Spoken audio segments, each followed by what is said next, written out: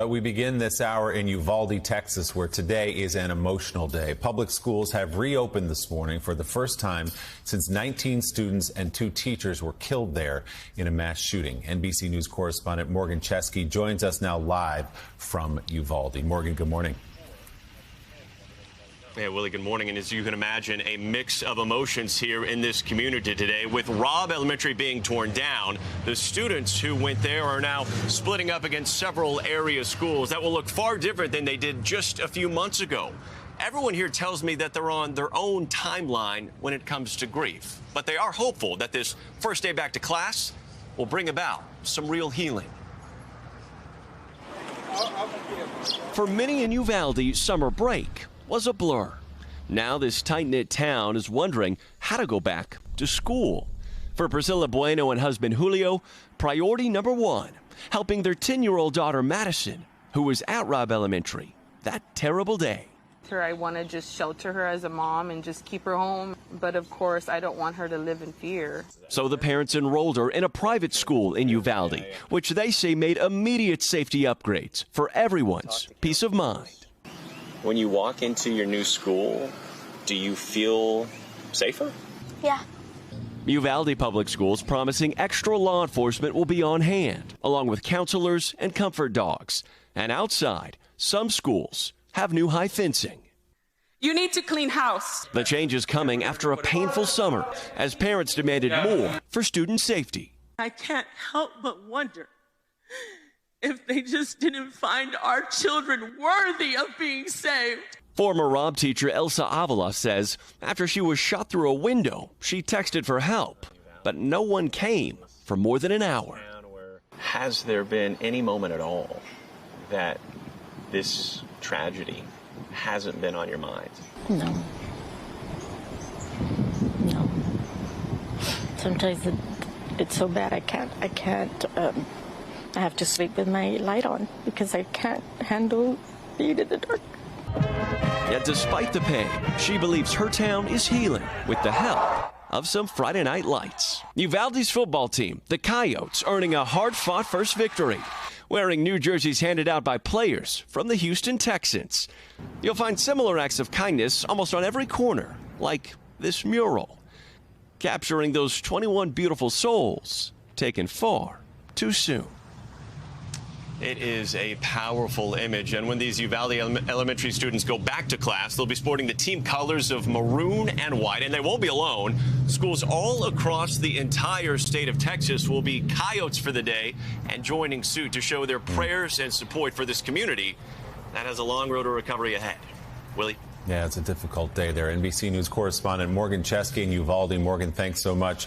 Joe and Mika, your heart just breaks for the 19 parents who should be dropping their kids off at school in Uvalde, those 2 teachers today who should be going back into the classroom, and all of those surviving kids and those surviving teachers who experienced that and now have to step back today into a classroom and not just learn math and English, but try to get through this together somehow, something that will be with them forever. These children will live for the rest of their lives with the trauma of that day.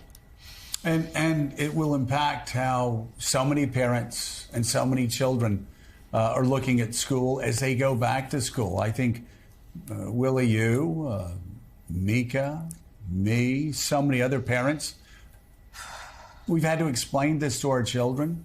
And obviously, it's caused great tension, great fear, not only among children and teachers, but also parents across the country. It is really something, though, that Uvalde and the tragedy there, those children and teachers gunned down and slaughtered by a weapon of war, actually, at least for a short time, shifted the public safety debate in America, or at least in the United States Senate. And there were small reforms, but there were bipartisan reforms that weren't even passed after the tragedy of Sandy Hook, something that still haunts so many Americans, just like Uvalde will. But there was also, though, an image of police officers frozen outside of a school while children were dying, while teachers were dying, while they were pleading for help. And it really turned an argument, a survivalist argument, on its head. We've always heard, oh, well, if you try to manage to regulate weapons of war in any way, then you're giving the government too much power. You're giving the government authority that Hitler or Pol Pot or Stalin would want to have. Those are arguments I've heard for 30, 40 years.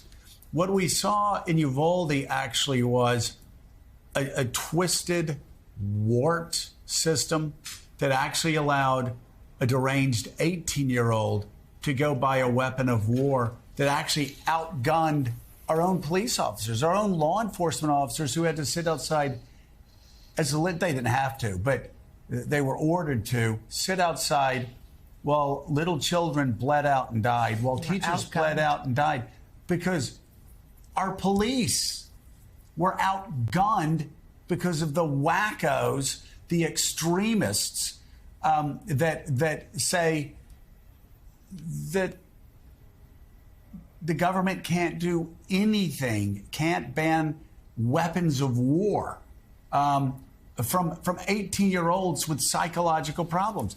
I'm sure 90% of Americans don't want 18-year-olds with psychological problems to be able to have weapons of war.